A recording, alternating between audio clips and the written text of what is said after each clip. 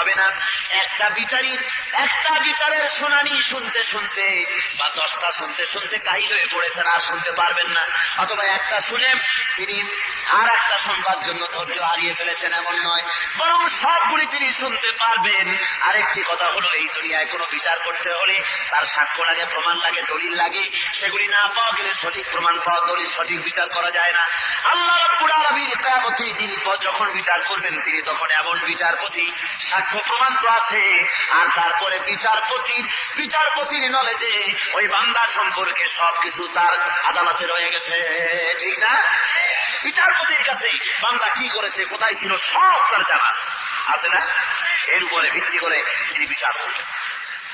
আল্লাহ আর বলেন, ওয়ানজিরুহুম ইয়াওমাল আজিফাতি ইযিল কুলুবু লাদাল হানাজিরি কাযিমিন। ওয়ানজিরহুম, আর তাদেরকে সতর্ক করো, সাবধান করো। ইয়াওমাল আজিফাতি, সেদিনটি নিকটবর্তী হচ্ছে। ইযিল কুলুবু লাদাল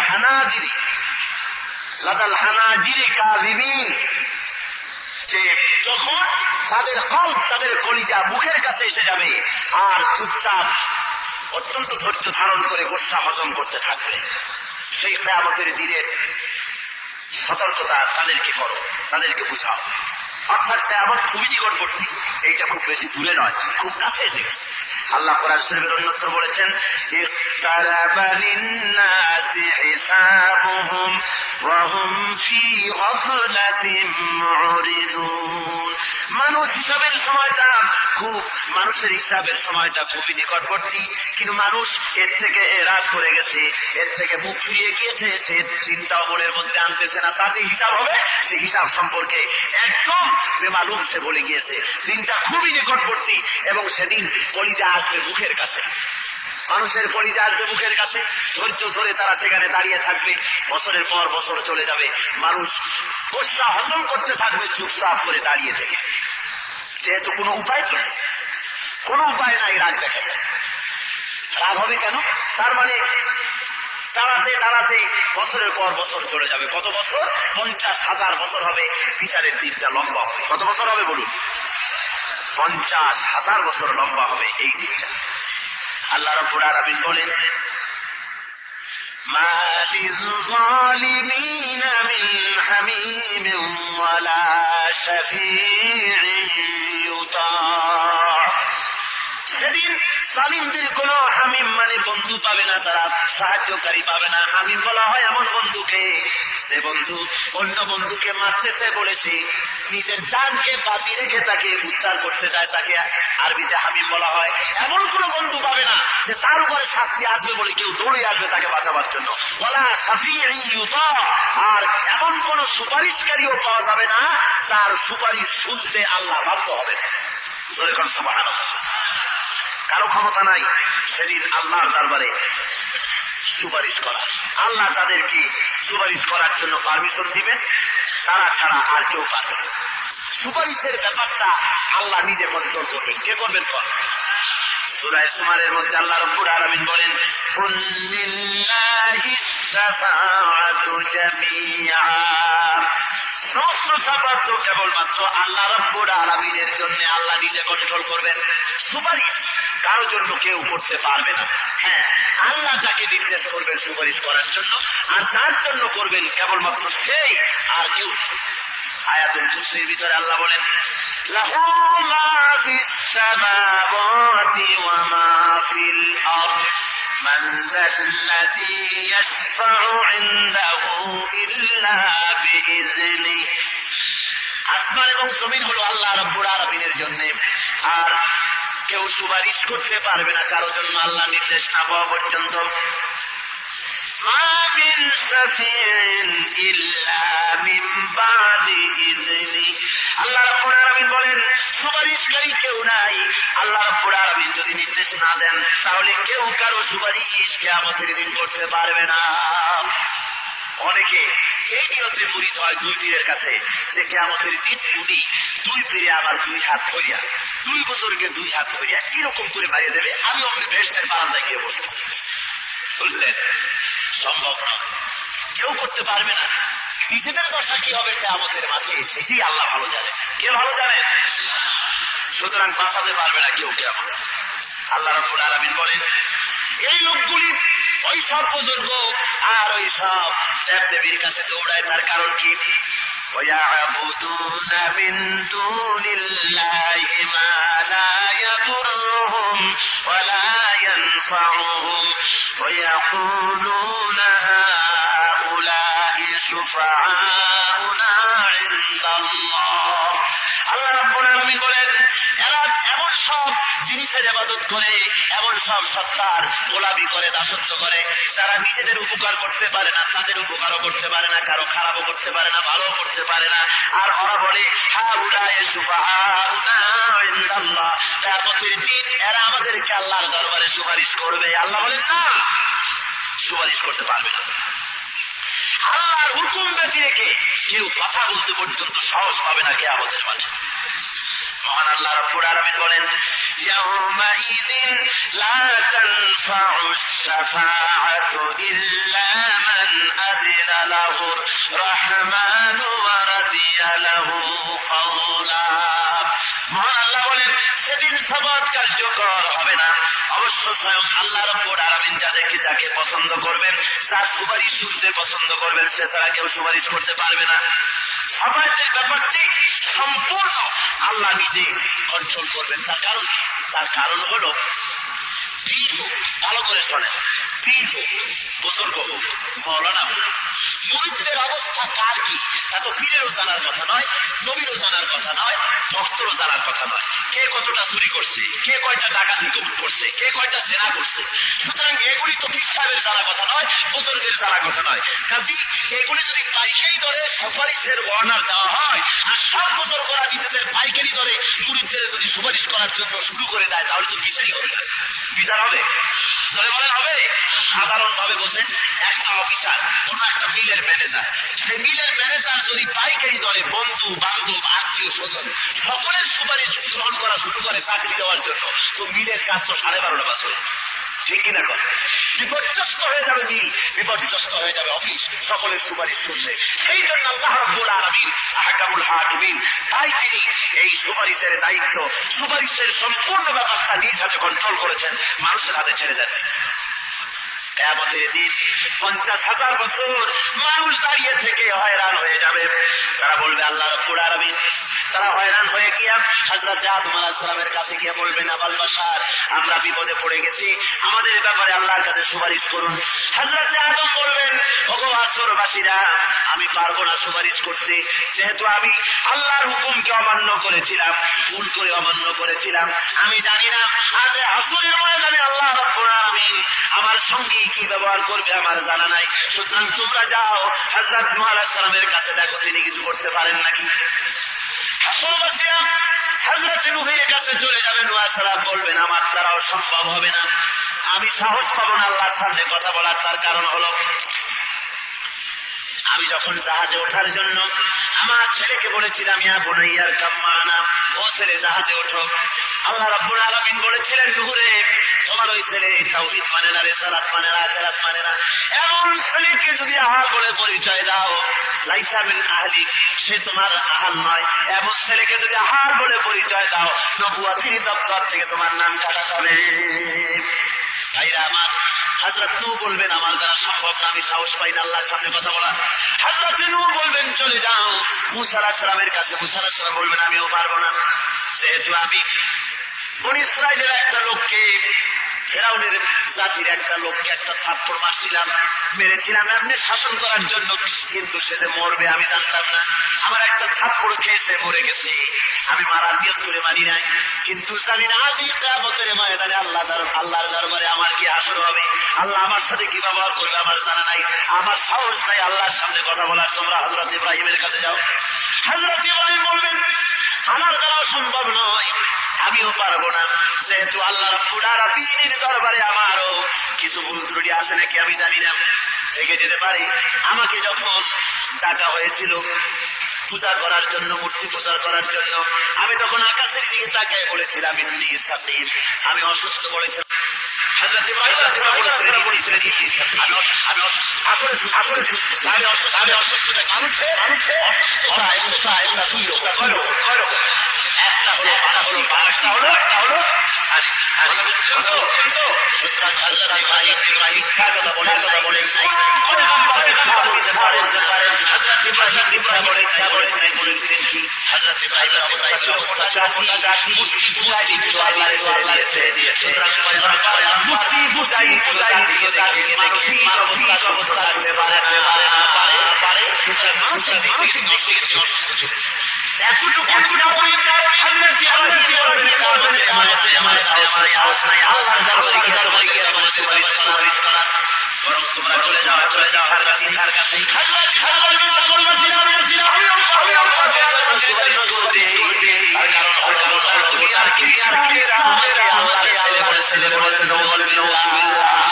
খ্রিস্টানেরা বলেছে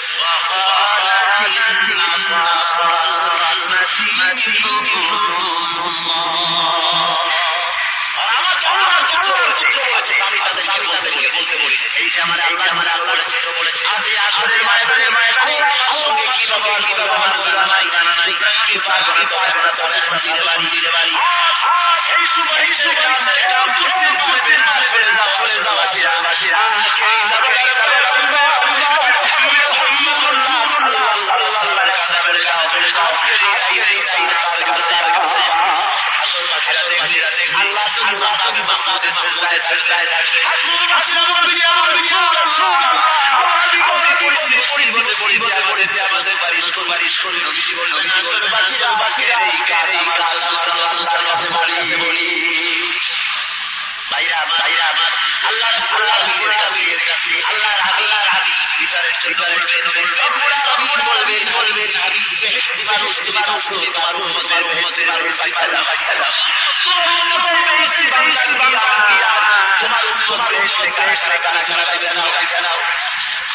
আল্লাহর নবীর স্ত্রী হযরত আয়েশা বলেন ইয়া রাসূলুল্লাহ লক্ষ কোটি মানুষের মধ্য থেকে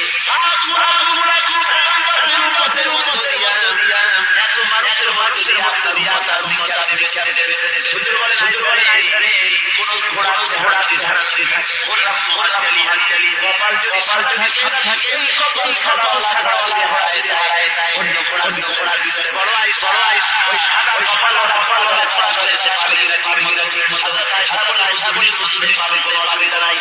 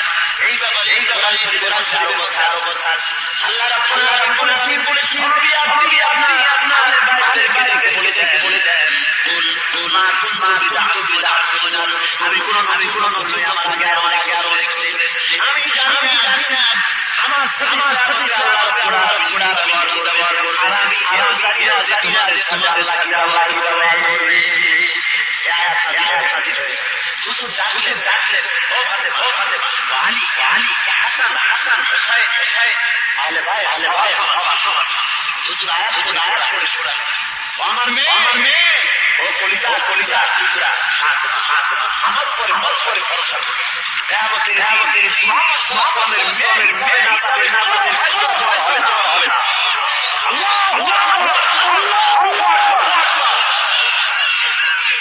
ও হাসান ও হুসাইন আমি মুহাম্মদ সাল্লাল্লাহু আলাইহি ওয়াসাল্লামের তোমাদের ফয়সালা আমলের উপরে আমল তৈরি করো।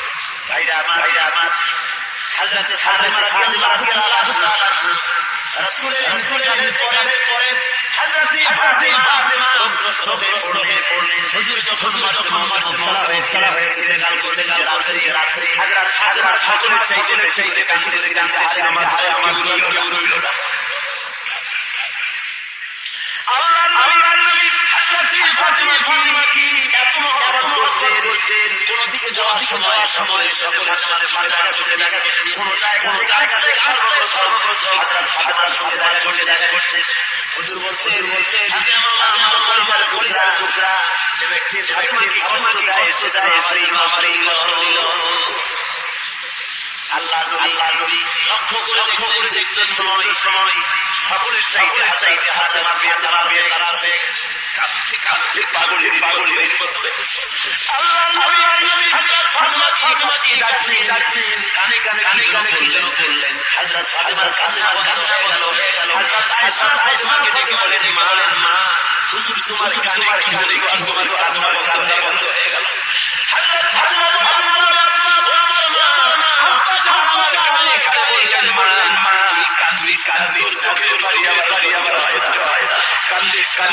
আমি মরে গেলে আমি মরবার পরে আমার সর্বপ্রথম তোমার সাথে আমার সাজা হয়ে যাবে।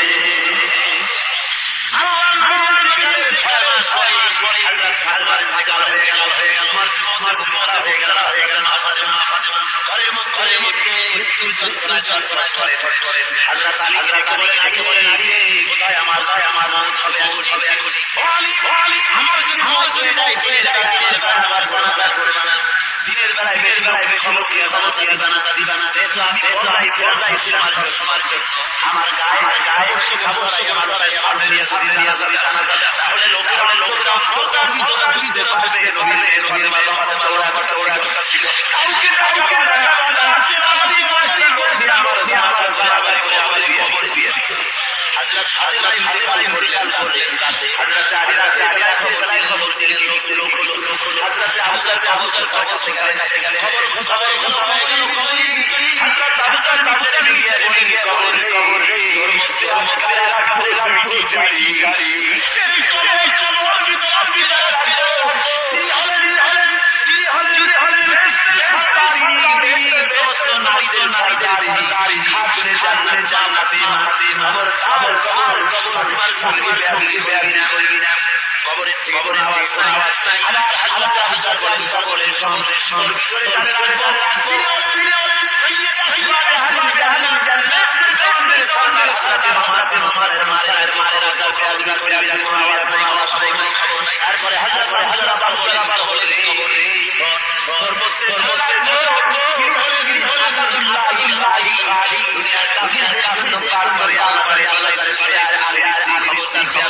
তারপরে কোন জবাব আসে না।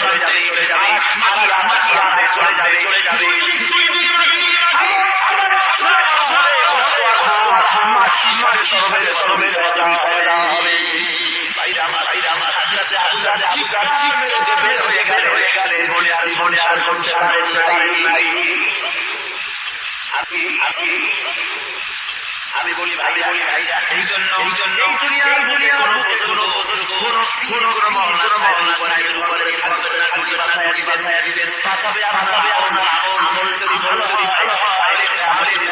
আল্লাহ ব্যবস্থা করে দিবেন। এই জন্য আমল ভালো করতে হবে, আমল যেন খারাপ যায়, আমল যদি ভালো হয় মনটা নরম হবে, রাতে কানতে পারে উঠে চোখের পানি ফেলায় দেন আল্লাহরে। আবার গুনাহগারের কাছে শরীরের উপরে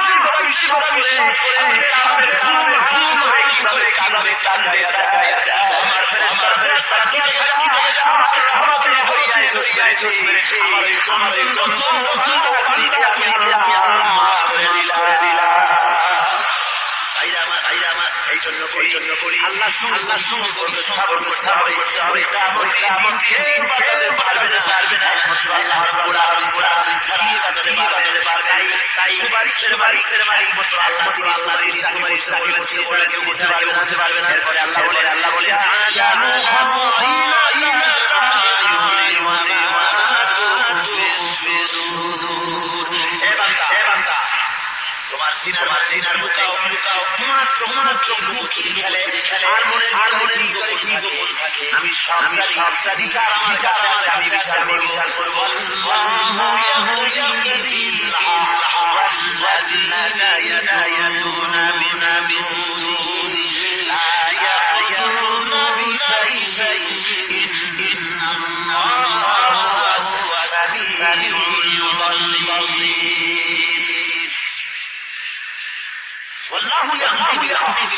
আল্লাহর ফয়সালা চূড়ান্ত ফয়সালা। والذين يدعون من دونه لا يقومون بشيء আল্লাহর বান্দা তোমরা যাদের করো কি করো বলে ফয়সালা করতে পারবে। ফয়সালার মালিক কে? আল্লাহ শোনে এবং দেখে। আল্লাহর উপরে নির্ভর করতে হবে, জীবনের সব কার উপরে নির্ভর করতে? আল্লাহর উপরে। সুপারিশে মাত্র সবকিছুর মালিকের মালিক আল্লাহ রাব্বুল আলামিন। দায়ামতির মেহেরবানি করে তাহলে বাঁচতে পারবো। মেহেরবানি না করে কোনো উপায় নাই। সেজন্য নির্ভর করতে হবে আর উপরে বলুন, আরো উপরে আল্লাহর উপরে।